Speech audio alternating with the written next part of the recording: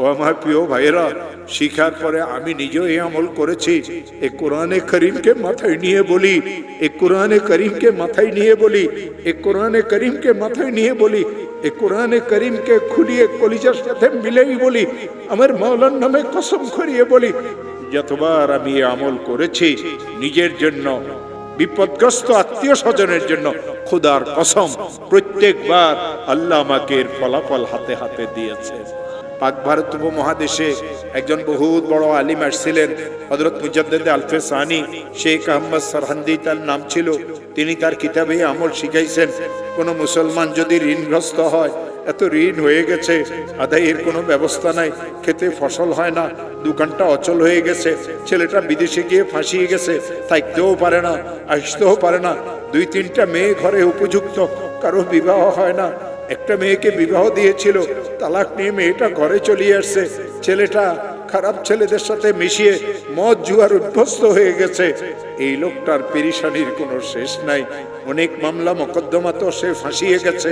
হযরত মুজাদ্দিদ আলফে সানি বলেন, কঠিন থেকে কঠিন বিপদগ্রস্ত মুসলমান যদি ইশারের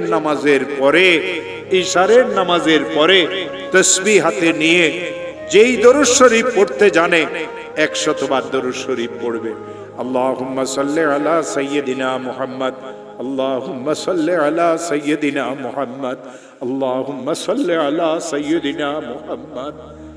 আর 499 বার পড়বে লা হাওলা ওয়ালা কুওয়াতা ইল্লা বিল্লাহ। একবার পড়বে লা হাওলা ওয়ালা কুওয়াতা ইল্লা বিল্লাহিল আলিয়্যিল আযীম। আবার 100 বার দরুদ শরীফ পড়বে, হাত পাতিয়ে বলবে, আল্লাহ আমি তো মামলা মোকদ্দমায় ফেঁসে গেছি।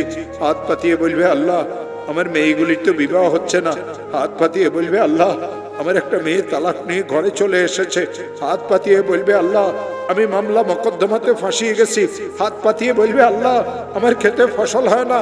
হাত পাতিয়ে বলবে, আল্লাহ আমার ব্যবসাটা অচল হয়ে গেছে। হাত পাতিয়ে বলবে, আল্লাহ আমি সন্ত্রাসীদের দ্বারা কবলিত। হাত পাতিয়ে বলবে, আল্লাহ আমার ছেলেটা তো বিদেশে গিয়ে ফাঁসিয়ে গেছে। হাত পাতিয়ে দিয়ে বলবে, আল্লাহ আমার আরেকটা ছেলে তো অনেক খারাপ হয়ে গেছে, আমাকে মারধরও করতে চায়। মাওলা তুমি আমাকে বিপদ থেকে মুক্ত করে দাও। আমার হাতে কোরআন আছে। দেওবন্দ মাদ্রাসার একজন বড় মুহাদ্দিস হযরত মাওলানা মুফতি আমিন সাহেব পালানপুরি, তিনি আমাকে আমল শিখাইছেন। তিনি আমাকে এই কথা বলেছিলেন, মাওলানা যখন এই আমল শিখেছি নিজের জন্য, বিপদগ্রস্ত আত্মীয় স্বজনের জন্য, যখন এই আমল আমি করেছি, আল্লাহর কসম এর ফলাফল আল্লাহ আমাকে হাতে হাতে দিয়েছে।